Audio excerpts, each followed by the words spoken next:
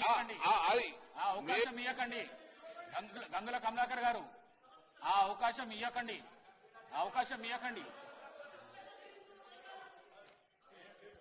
గౌరవ ముఖ్యమంత్రి గారు. స్పీకర్ సార్, గౌరవ సభ్యులు 2009, 2014, 2018, 2023 4 సార్లు శాసనసభ్యుడిగా ఎన్నికైన వ్యక్తిగానే కాకుండా కరీంనగర్ లోకల్ బాడీస్లో మున్సిపల్ కార్పొరేటర్గా కూడా వారు పనిచేశారు. స్థానిక సంస్థలు ఏ విధంగా పనిచేస్తాయి, రిజర్వేషన్లు ఏ విధంగా ఇస్తారు, రిజర్వేషన్లు ఇవ్వాలంటే తీసుకోవాల్సిన నిర్ణయాలు, సేకరించాల్సిన సమాచారం పట్ల బీసీ మంత్రిగా కూడా వారు పనిచేశారు. వారికి సంపూర్ణమైన అవగాహన ఉన్నదని నేను భావిస్తున్నాను. నేను అవగాహన లేదని నేను అనడం లేదు.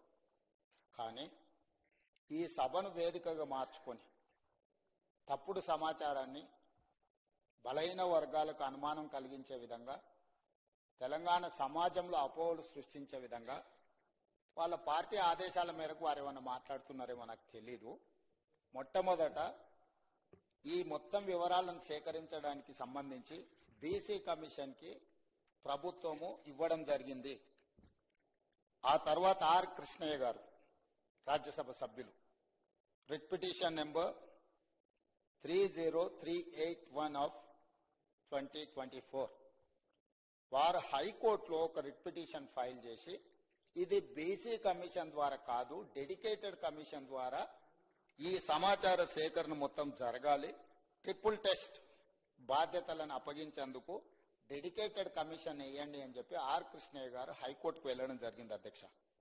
వారి పిటిషన్ బేసిస్ మీద హైకోర్టు ఆఫ్ తెలంగాణ రాష్ట్ర ప్రభుత్వానికి ఆదేశాలు జారీ చేసింది.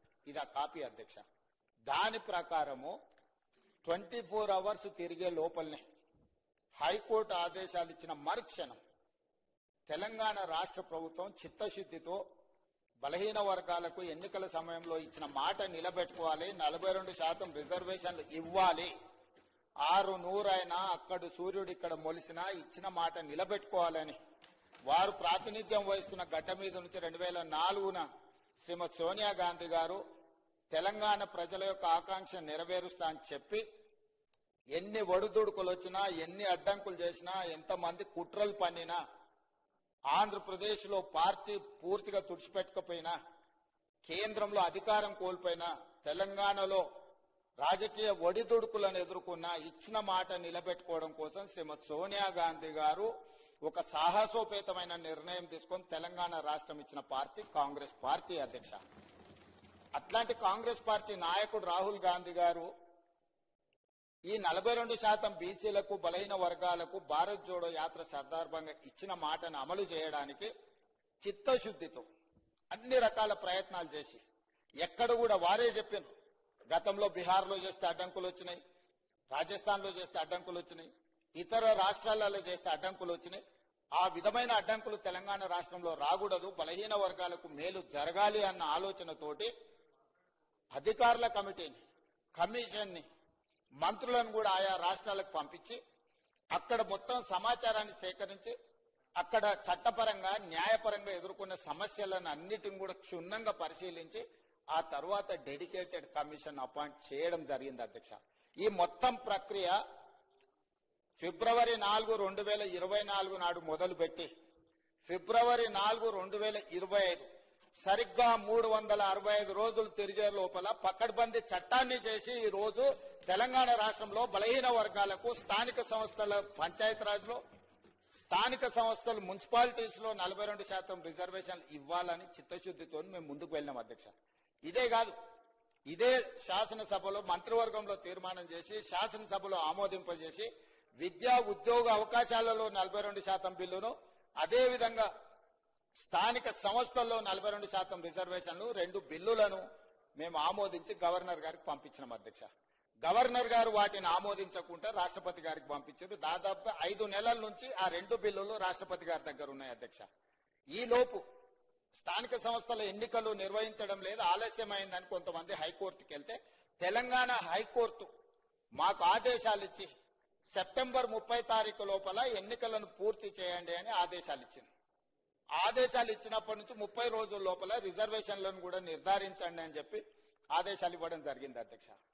హైకోర్టు ఆదేశాల మేరకు ఉన్న పరిస్థితులను చట్టాలను అన్నిటిని పరిశీలిస్తే 2018లో చంద్రశేఖరరావు గారు తీసుకొచ్చిన పంచాయతీరాజ్ యాక్ట్ గంగుల కమలాకర్ గారు బీసీ మంత్రిగా ఉండుకుంటూ తెచ్చిన చట్టం ఏంటంటే 50% పరిమితికి లోబడి మాత్రమే ఎన్నికలను నిర్వహించాలి. 50% రిజర్వేషన్ల పరిమితికి లోబడి పంచాయతీరాజ్లో గాని 2019లో తెచ్చిన మున్సిపల్ యాక్ట్ ప్రకారం గాని 50% పరిమితికి లోబడి రిజర్వేషన్లు ఇవ్వాలని చట్టాలను తీసుకొచ్చింది. ఒకటి గంగుల కమలాకర్ గారు, రెండో మున్సిపల్ చట్టం తీసుకొచ్చింది వారి యజమాని. ఈ రెండు చట్టాలు వారి గుదిబండగా మారి అడ్డంకిగా మారడంతో ఈ ఎన్నికలు నిర్వహించడానికి మా ప్రభుత్వం చిత్తశుద్ధితోటి ఎంబడే ఆర్డినెన్స్ తీసుకొచ్చి ఈ అడ్డంకిని తొలగించండి అని మళ్ళీ ఆర్డినెన్స్ గవర్నర్ గారికి పంపించిన అధ్యక్ష. గవర్నర్ గారు ఆ ఆర్డినెన్స్ కూడా వీళ్ళ మాటలు నమ్మి, ఒకప్పుడు ఆయన ఒక రాష్ట్రానికి ఆర్థిక మంత్రి, ఒకప్పుడు ఈ రాష్ట్రానికి ఆర్థిక మంత్రిగా పనిచేసిన ఆయనకి ఇద్దరి మధ్యలో మిత్రులతో ఉండి తెర వెనుక లాబింగ్ చేసి ఇది కూడా రాష్ట్రపతి గారికి పంపించాలని చెప్తే ఈ ఆర్డినెన్స్ కూడా రాష్ట్రపతి గారి దగ్గరకు పోయింది అధ్యక్ష. ఆ రోజు ఆర్డినెన్స్ ఎందుకు తెచ్చినాం అధ్యక్ష? అత్యవసరం ఉండి శాసనసభ నడవడం లేదు కాబట్టి ఆర్డినెన్స్ తీసుకొచ్చి పంపించినాం. ఈ రోజు శాసనసభ ఉన్నది కాబట్టి ఆర్డినెన్స్ రాష్ట్రపతి నుంచి ఆమోదం పొందలేదు. ఎప్పుడైనా అత్యవసరంగా ఆర్డినెన్స్ తెస్తే ఆ తర్వాత వచ్చే శాసనసభలో బిల్లు ఆమోదించుకుంటాం. ఇవాళ ఆ బిల్లులు తీసుకొచ్చి ఇక్కడ పెట్టి వీటిని ఆమోదించండి అని అంటే